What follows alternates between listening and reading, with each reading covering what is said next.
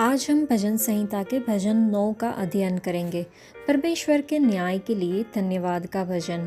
प्रधान बजाने वाले के लिए मुतलबैयन की राग पर दाऊद का भजन। हे यहोवा परमेश्वर, मैं अपने पूर्ण मन से तेरा धन्यवाद करूँगा। मैं तेरे सब आश्चर्य कर्मों का वर्णन करूँगा। मैं तेरे कारण आनंदित और प्रफुल्लित होऊंगा। हे परम प्रधान, मैं तेरे नाम का भजन गाऊंगा। जब मेरे शत्रु पीछे हटते हैं तो वे तेरे सामने ठोकर खाकर नष्ट होते हैं, क्योंकि तूने मेरा न्याय और मुकदमा चुकाया है। तूने सिंहासन पर विराजमान होकर धर्म से न्याय किया। तूने जाति जाति को झिड़का और दुष्ट को नष्ट किया है। तूने उसका नाम अनंत काल के लिए मिटा दिया है। शत्रु जो है वे मर गए, वे अनंत काल के लिए उजड़ गए हैं। और जिन नगरों को तूने ढा दिया उनका नाम निशान भी मिट गया है। परंतु यहोवा सदैव सिंहासन पर विराजमान है। उसने अपना सिंहासन न्याय के लिए सिद्ध किया है, और वह आप ही जगत का न्याय धर्म से करेगा। वह देश देश के लोगों का मुकदमा खराई से निपटाएगा। यहोवा पीसे हुओं के लिए ऊंचा गढ़ ठहरेगा। वह संकट के समय के लिए भी ऊंचा गढ़ ठहरेगा। तेरे नाम के जानने वाले तुझ पर भरोसा रखेंगे, क्योंकि हे यहोवा, तूने अपने खोजियों को त्याग नहीं दिया। यहोवा जो सिय्योन में विराजमान है, उसका भजन गाओ। जाति जाति के लोगों के बीच में उसके महाकर्मों का प्रचार करो, क्योंकि खून का पलटा लेने वाला उनको स्मरण करता है। वह दीन लोगों की दोहाई को नहीं भूलता। हे यहोवा, मुझ पर अनुग्रह कर। तू जो मुझे मृत्यु के फाटकों के पास से उठाता है, मेरे दुख को देख जो मेरे बैरी मुझे दे रहे हैं, ताकि मैं सिय्योन के फाटकों के पास तेरे सब गुणों का वर्णन करूं और तेरे किए हुए उद्धार से मगन होऊं। अन्य जाति वालों ने जो गड्ढा खोदा था, उसी में वे आप गिर पड़े। जो जाल उन्होंने लगाया था, उसमें उन्हीं का पांव फंस गया। यहोवा ने अपने को प्रकट किया, उसने न्याय किया है। दुष्ट अपने किए हुए कामों में फंस जाता है।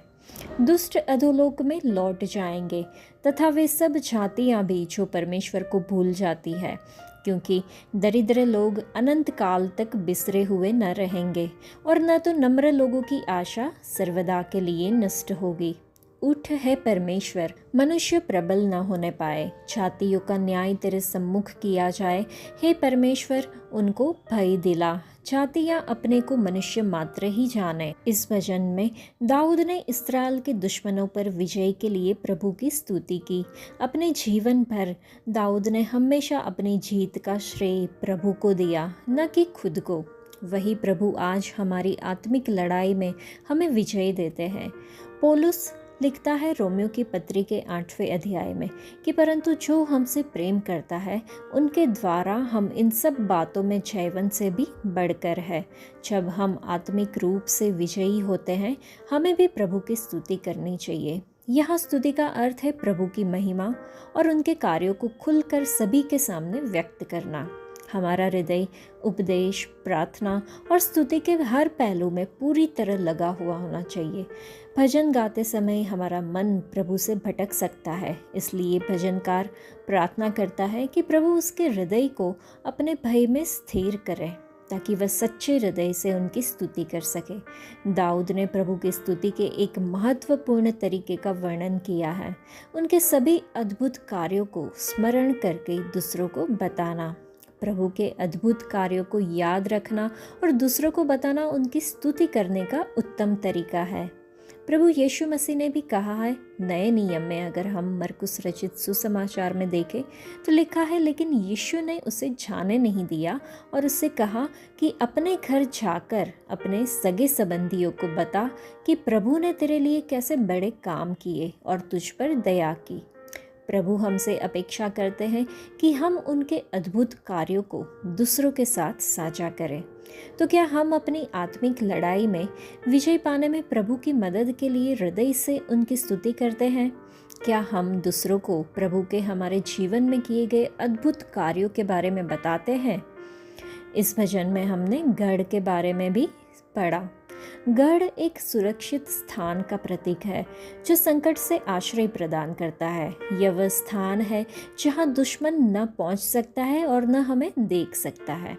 दाऊद जो खुले मैदानों में अपने झुंड को चराता था, उसने प्रभु में अपनी सुरक्षा को व्यक्त करने के लिए गढ़ का उपयोग किया। गढ़ एक ऐसा स्थान है जो आसानी से सुलभ नहीं है। संकट के समय में प्रभु में शरण लेना सबसे सुरक्षित आश्रय है। यदि हम इस्राएल के प्रभु को अपना गढ़ बना ले तो कोई भी बुराई हमें छू नहीं सकेगी। दुख के समय में इधर उधर भटकने के बजाय प्रभु पर भरोसा रखें और उनकी शरण में आए। भजनकार पीड़ितों को दिलासा देता है कि प्रभु उनकी पुकार सुनेंगे और न्याय करेंगे।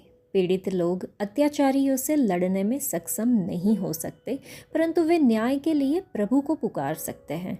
प्रभु अत्याचारियों से अधिक शक्तिशाली है और पीड़ितों की रक्षा करने में भी सक्षम है। जैसे उन्होंने इस्राएलियों को मिस्र के फिरौन के चंगुल से छुड़ाया, वैसे ही प्रभु दीन और सताए गए लोगों के लिए आश्रय है। चलिए हम भी अपने दुखों में प्रभु की शरण लें और उनके अद्भुत कार्यों को संसार के सामने प्रकट करें। आज के लिए इतना ही। परमेश्वर आप सबको आशीष दे। धन्यवाद।